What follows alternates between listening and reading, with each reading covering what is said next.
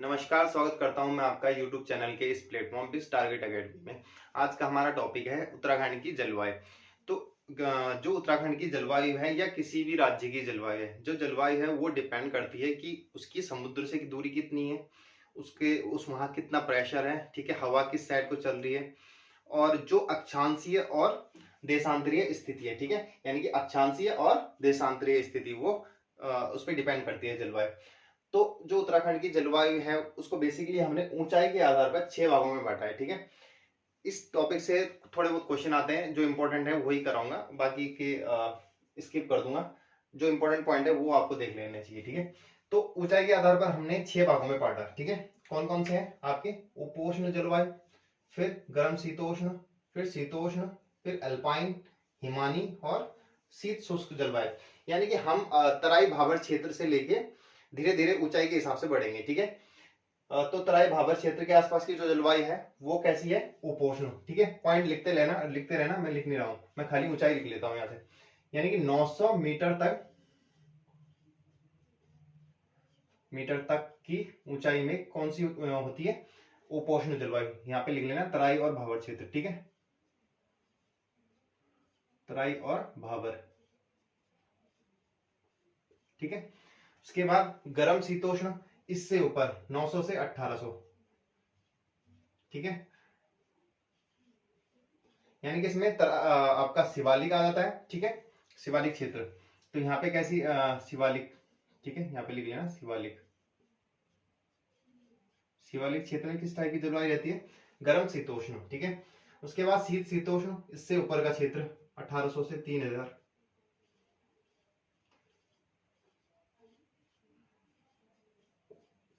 ठीक है, यहाँ पे मीटर लिख लेना। ये है आपका मध्य हिमालय की बात, ठीक है। इसमें दून क्षेत्र भी आता है, ठीक है, शिवालिक में मध्य हिमालय।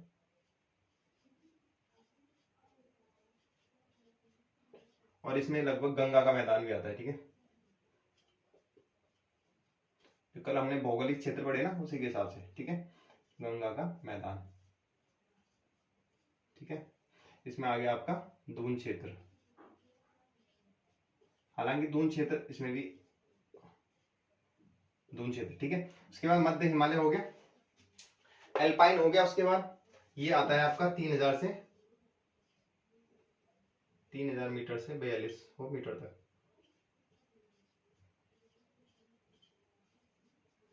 ठीक है। ये इससे ऊपर का क्षेत्र बृहद हिमालय में, और ये भी बृहद हिमालय में आता है, ठीक है। इसको बृहद हिमालय को दो जलवायु में, यानी कि 4200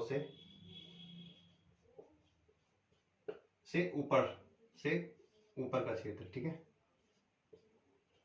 से ऊपर का क्षेत्र जो भी है, ये दोनों बृहद हिमालय में आते हैं, ठीक है।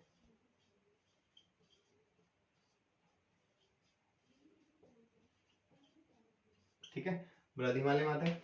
कैसी जलवायु होती है बृहद हिमालय में? हिमानी प्रकार की जलवायु और अल्पाइन प्रकार की जलवायु।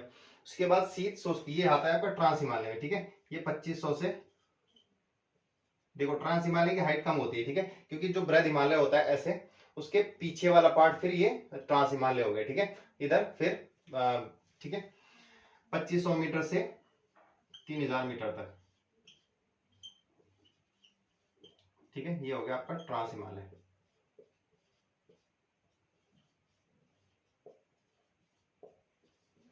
ठीक है। तो इस आधार पे हमने उत्तराखंड के भौगोलिक क्षेत्र को, सॉरी, उत्तराखंड की जलवायु को विभाजित किया। अब देख लेते हैं जो इसमें इंपॉर्टेंट पॉइंट है उनकी बात कर लेते हैं। तो जो इसमें इंपॉर्टेंट पॉइंट है कि उत्तराखंड में सबसे ज्यादा ठंडा कहाँ पे होता है, सबसे ज्यादा गर्म कहाँ पे होता है, उत्तराखंड में सबसे ज्यादा बारिश कहाँ पे होती है, बारिश को बोलते क्या है, और गर्मी को क्या बोलते हैं, ठीक है। इस टाइप से कुछ पॉइंट है वो लिख लेता हूं मैं। तो ग्रीष्म ऋतु को स्थानीय भाषा में क्या बोला जाता है, ठीक है, वो देख लेते हैं। रूढ़ी या खरसाऊ, ठीक है, रूढ़ी या खरसाऊ, ठीक है। इसके बाद वर्षा ऋतु को क्या बोला जाता है? बसग्याल या चौमासा, बसगाल, बसग्याल, ठीक है। आपके हमारे वहां तो बोलते हैं बसग्याल, तो बसग्याल या चौमासा, और हमारे वहां गर्मी को बोलते हैं रूढ़ी, ठीक है, पौड़ी की साइड। और शीत ऋतु को बोलते हैं ह्यूंद, हालांकि यहाँ लिखा है श्यूंद, श्यूंद, ठीक है। और सबसे अधिक वर्षा होती है आपका बृहद हिमालय क्षेत्र में। ये सबसे अधिक वर्षा होती है आपकी शिवालिक में, ठीक है। सबसे कम होती है आपकी बृहद हिमालय, शिवालिक या भाबर क्षेत्र में। लगभग 200 सेंटीमीटर से के आसपास वर्षा होती है, ठीक है। इसके बाद सबसे कम वर्षा होती है आपकी बृहद हिमालय में, ठीक है। बृहद हिमालय कितनी होती है? 40 से 80 सेंटीमीटर के बीच में, ठीक है। अब स्थान की बात करते हैं। जो उत्तराखंड में जो सबसे जहाँ पे अधिक वर्षा होती है या जहाँ पे जनजीवन रहता है, तो वहाँ पे सबसे अधिक ठंडा कहाँ पे होता है, सबसे अधिक गर्म कहाँ पे होता है, ठीक है। तो ये आपको पता होगा, सबसे अधिक वर्षा होती है नरेंद्र नगर में। दोनों स्थान टिहरी में है, जहाँ पे सबसे अधिक भी होती है, सबसे कम भी होती है, ठीक है। लगभग ये होती है आपकी 318 सेंटीमीटर। और सबसे कम वर्षा होती है आपकी टिहरी में ही, ठीक है। ये पर्टिकुलर स्थान की बात कर रहा हूँ मैं, पूरे डिस्ट्रिक्ट की बात नहीं कर रहा हूँ। 98 सेंटीमीटर, ठीक है। उसके बाद अच्छा, सेंटीमीटर का मतलब समझते हो? इसको नापा जाता है, जैसे बारिश का स्तर होता है, वहां पे एक गेज लगा दिया जाता है, और वो गेज जितना ऊपर तक भरेगा, ठीक है, उसका एक पर्टिकुलर एरिया होता है गेज का, ठीक है। उसमें जितनी पानी पड़ेगा, वो उसमें जितना ऊपर उठेगा, 300, जैसे 318 सेंटीमीटर ऊपर उठ गया इतना, ठीक है, मतलब जितना भी आपका स्तर है पानी, तो उस हिसाब से उसकी हाइट मापी जाती है, ठीक है। पानी। अब उसके बाद सबसे अधिक ठंडा हो गया आपका मुनस्यारी, मुनस्यारी, ठीक है। मुनस्यारी में होता है -3 डिग्री सेल्सियस अभी तक मापा गया है, ठीक है। उसके बाद सबसे अधिक गर्म होता है आपका पंतनगर में, ठीक है। ये होगा आपका, ठीक है, मुनस्यारी, मुनस्यारी गलत लिख दिया सर, मुनस्यारी, ठीक है। उसके बाद पंतनगर में आपका सबसे अधिक गर्म 40 डिग्री सेल्सियस आपका मापा गया, ठीक है। तो ये था आपका जलवायु का। अब इसके बाद पढ़ते हैं प्राकृतिक आपदा, ठीक है। तो उत्तराखंड में जो मेन प्राकृतिक आपदाएं हैं उनके बारे में पढ़ लेते हैं, और वहां से जो जो क्वेश्चन आता है उसके बारे में देख लेते हैं, ठीक है।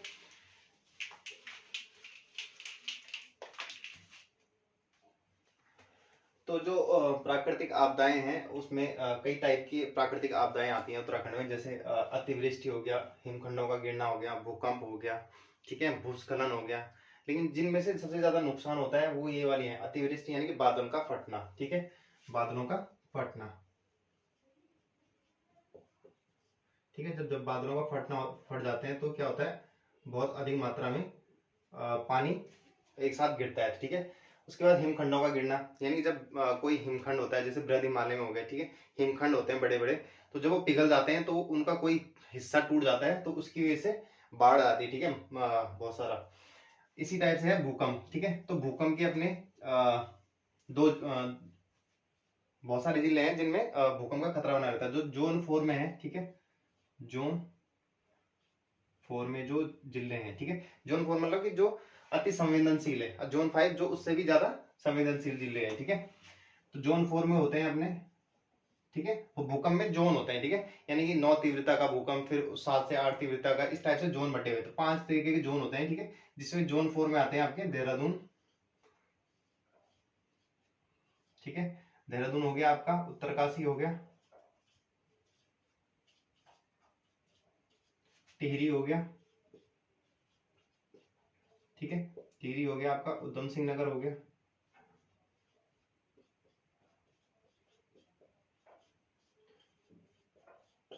उसके बाद नैनीताल हो गया आपका, ठीक है। और जोन 5 में आते हैं आपके जो इससे भी ज्यादा संवेदनशील है, ठीक है। ये हो गया आपका चमोली, रुद्रप्रयाग, रुद्रप्रयाग से स्टार्ट करते हैं, रुद्रप्रयाग, चमोली,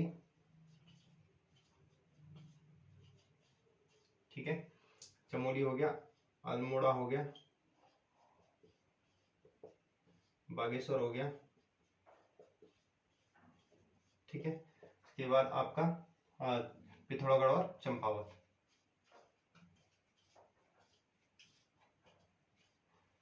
ह्यूमन पावर। ठीक है, तो ये आपके जोन 5 में आ गए। ठीक है, अब इनमें जो जो प्राकृतिक, ये है आपका हिमखंडों का टूटना। ठीक है, ये तो लिखा ही है। अब इनमें जो जो प्राकृतिक घटनाएं उत्तराखंड में हुई है वहां से क्वेश्चन आता है। ठीक है, तो वो देख लेते हैं। देखिए, बादल का फटना। ठीक है, तो इसकी जो सबसे जो क्वेश्चन आता है वो है मालपा की घटना, जो पिथौरागढ़ में हुई थी। ठीक है, मालपा की घटना कब हुई थी?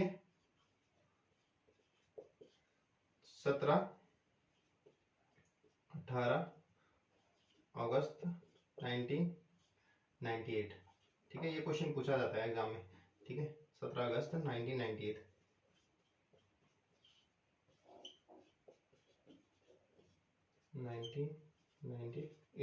ठीक है, ये क्वेश्चन यहाँ से पूछा जाता है। उसके बाद जो हिमखंडों का गिरना, आपको पता ही होगा, 16 से 17 जून को सबसे बड़ी अब तक की आपदा आई थी उत्तराखंड में, 16 से 17 जून 2013 में। ठीक है, इसमें एक्चुअली में हिमखंड, तो जो हिमखंड का पार्ट वो तो टूटा ही था, लेकिन साथ में बादल भी फटे थे। ठीक है, तो इसलिए बहुत ज्यादा तबाही हुई थी। ये घटना हुई कहाँ थी? ये हुई थी आपकी मंदाकिनी, चौड़ाबाड़ी ग्लेशियर में। ठीक है,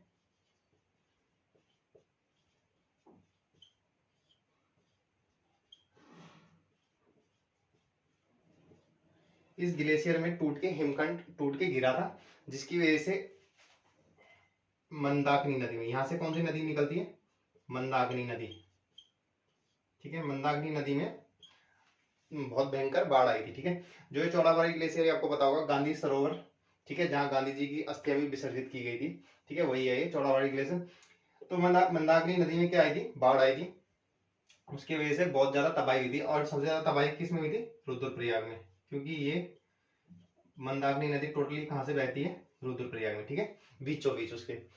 तो ये वाली प्राकृतिक घटना सबसे ज्यादा इंपॉर्टेंट है। ठीक है, ये पूछी जाती है। इसके लिए जो ऑपरेशन चलाया गया था वो था ऑपरेशन सूर्यहोक। ठीक है,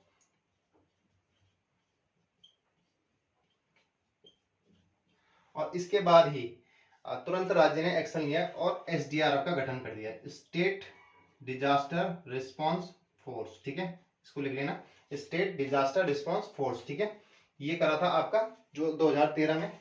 इसकी डेट है 21 जुलाई आई थिंक।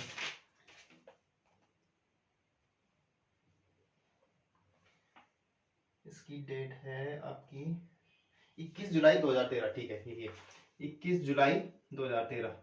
ठीक है,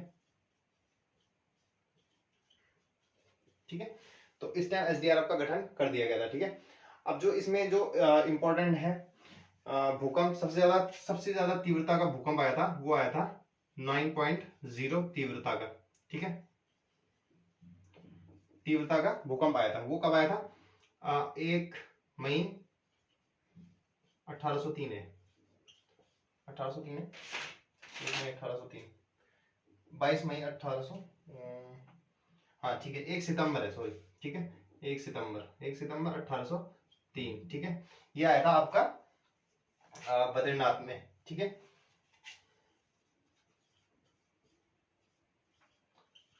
ठीक है, तो ये मैंने आपको जलवायु और प्राकृतिक आपदाओं का चैप्टर खत्म कर दिया। ठीक है, 1 सितंबर तो 1803 को आया था, ये आपको पता होगा। तब की बात है जब अपना प्रद्युमन शाह, ठीक है, प्रद्युमन शाह का शासन था। उसी टाइम जब 1803 में भूकंप आया था, उसके बाद अंग्रेजों ने गोरखाओं ने अटैक कर दिया था। ठीक है, 1804 में गढ़वाल का जो क्षेत्र है उसको भी कब्जा लिया था। ठीक है, तो ये तब की बात है, और तभी श्रीनगर भी तबाह हुआ था। ठीक है, तो ये अभी प्राकृतिक आपदाएं खत्म हो गया, जलवायु खत्म हो गया। अब नेक्स्ट क्लास में हम पढ़ेंगे नदी। ठीक है, उत्तराखंड की ज्योग्राफी। ठीक है, ये परीक्षावाणी से हम अलग पढ़ेंगे, क्योंकि इसमें बहुत सारी चीजें हैं जो परीक्षावाणी में सही से दी नहीं रखी है। ठीक है, तो उत्तराखंड का भूगोल है वो हम अलग पढ़ेंगे, उत्तराखंड का इतिहास है वो अलग पढ़ेंगे, और जिला सीरीज वो अलग पढ़ेंगे।